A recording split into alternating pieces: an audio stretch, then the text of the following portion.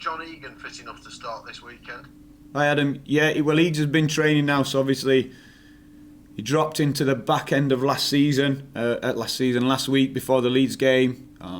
Ended up getting some minutes against Leeds because of the injuries, which will have stood him in good stead. And then had a full week training this week. So yeah, he's all the better for what's been 7 days back with us now. Yeah, so the more we can get him training, the closer we're getting into start on the pitch. How far away are Chris Basham, Billy Sharp and Sander Berger from getting back involved in training and playing? Yeah, Sharpie and Bash have been doing the rehab out on the pitch now, which is good. And time will tell with their injuries, how they respond, can they keep progressing in the right way. We'll be led by that, how they respond to each step up in the rehab. Sander's at the back end of it now, so we're hoping to get him back involved in training with the players next week. But obviously with the length of time he's been out, we're not going to put any pressure on him to be starting. He's going to need a lot of minutes training and assessment as we're doing that, because if you think of it logically, it's probably, you'd class that as the back end of his rehab then. Now he's back in an uncontrolled environment with us next week.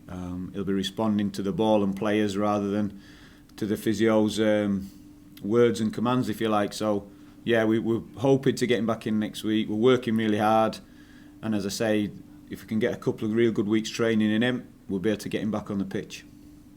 And finally, in terms of this aspect of it, is there any chance that Jack OConnell could be back involved before the end of the season? No, Jack at the minute, he's still going through a process, so he's had a lot of steps laid out in terms of, right, because there was a reaction to him coming back and his rehab towards the back end, taking a step back, getting some more advice, and then now he's beginning a step programme, if you like. So best case scenario is going down that route. If that doesn't work, there'd be a different avenue and so on and so forth. So it would be unfair. I've been in Jack's position. It would be unfair to Jack and the medical team to say, look, you need him back by this date. Again, he'll be led by how he responds now to his ongoing rehab and treatment. And I think that's the most sensible way. When you've been out for such a length of time, it's about getting it right rather than getting it done quickly. But is it fair to say, with less than 2 months to go in the season, that it's now looking unlikely that he'll be involved given the stage he's at? Yeah, I wouldn't put. So I'm not counting on Jack being back. Do you know what I mean? I can't. You'd be silly to do that. But what we will do is give him every opportunity. What we will do is, if we get him back on the training ground and we can get him minutes, whether that's in first team games or a friendly game, if you like. So we're building up his confidence. Then we'll do that. But as I say, we'll be led on that as he gets further down the line in his rehab. It's been 2 steps back now to start moving forward, so he's still away from those minutes from getting any game time. In terms of last weekend's game against Leeds, we got a number of people questioning John Lundstram specifically, mentioning his effort and commitment and other bits and pieces. From your perspective, is that fair? Can you understand fans' frustrations? I can understand the fans' frustration simply because, you know, the results and the season it's been 100%. But in terms of effort and commitment, you only have to look at the physical data, the physical outputs that he produces in games to see that he is making the effort and making the runs.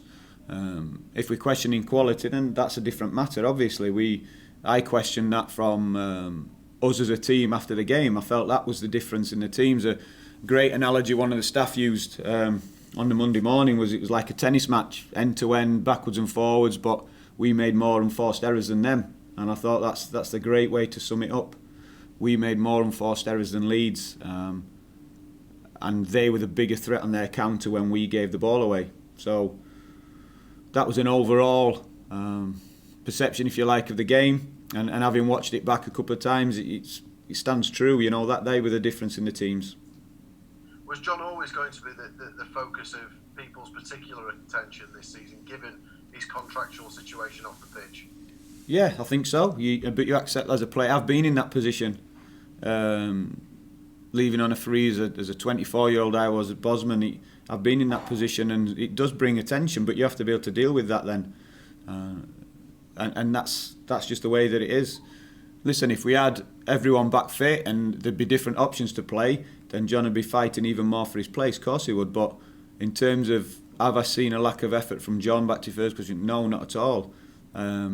And the other way to look at it is you're not going to get a player any more motivated than when he's playing for his own future, which John is right now. He knows that. We spoke to Ethan Ampadu earlier on. Clearly a player with a big future for club and country. How impressed have you been with him as a loanee into the club at just 20 years old? Yeah, well, it's been the last sort of couple of weeks really that I've only really started to get to work with him and know him in the build-up to the Chelsea game. Obviously he couldn't play. Then he was straight away on international duty for the 10 days, so it was only at the back end of last week that we got him back and started really working with him. So the biggest thing that stands out for me with Ethan is his application and his love of the game and his professionalism to be as good as he can be. That's a real bonus, if you like, of him, and that's why he'll fulfil his potential, whatever that may be, whatever level that gets him to. He'll fulfil his potential.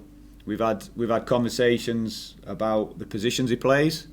You know, he's been used in a number of positions because he's got a good brain and he understands the roles. But he's also keen to nail down a position and find a position that he can become a master in. And that's something that I would encourage him to do, you know, in the next year or two, whether that's back at Chelsea, whether that's on loan again, nailing a position and becoming really skilled in the details of that position. Do you feel that versatility at times can mean that you are moved about quite a lot rather than considered as a regular starter in one set place? Yeah, definitely. Listen, it can be an attribute as well. If you're such a good footballer, it means you can play every week and fill all the gaps. But I think Ethan would still have aspirations to be a top player in the top leagues, in his international team, and so to give him the best possible chance of that, to become a master in one position would be ideal. But there are players who's made fantastic careers at the very top level with that versatility, being a manager's first pick regardless and playing in different roles. So it's a difficult one. It is a difficult one, and there's pluses and minuses of both. But he's keen to nail down a position, and I'd encourage him to do that because we know he's versatile. Everybody's already seen that. And that is a big plus of his game. In terms of where you're at with the season, is it important right now to just stop the current losing run as quickly as possible? Yeah, performances, raise hope with performances, pick up points. That's the short term, definitely. And as I said, that if we do that rolls into next season anyway, regardless what happens. So that's the focus. Performances, the bits we can control. And pick up the points. Pick up the points is going to make people feel better. Because there's quite a lot of time really between now and the end of the season with games predominantly at weekends. Is it important you use that time, not just obviously to focus on the games, but to look to the future and to start to think and plan for what's to come next? Yeah, it is, but I don't think you can do that at the expense of the games that's in front of you, or you're less likely to get the points that we're talking about. So my focus, with it being short term, is the next game all the time. Try and keep the players focused on that. Of course, because of the season, I keep saying because of the season, it would be natural for people to start thinking ahead, thinking too far ahead, thinking about their own futures. But if you're doing that, that has to be used as a motivation. That has to be used to really focus you on the job at hand. Because if you get distracted, this league's unforgiving. Everybody's seen that. Everybody's experienced that this season. So the moment that players, staff switch off and not give each game the respect it deserves, then we'll come unstuck. So I don't think we can look too far ahead. You know, those things will take care of themselves, but short term it's Arsenal, the game off that Wolves, and that's all we can think about. In terms of Arsenal, a bit of a mixed bag from them this season really. Do you see them as underachievers given the quality that they've got? You could say, but we're at the stage of the season now where you are where you deserve to be because of whatever reason, you know. And they have been, you can see within the 90-minute games, there's moments where they can really hurt teams and open teams up. And that's been the case for Arsenal throughout the season. There's been some performances where everyone's talked about them being back in top four, and then there's been performances that have been questioned. And I think that's been plain for everyone to see. But we know that threat. We have to prepare for them at their best.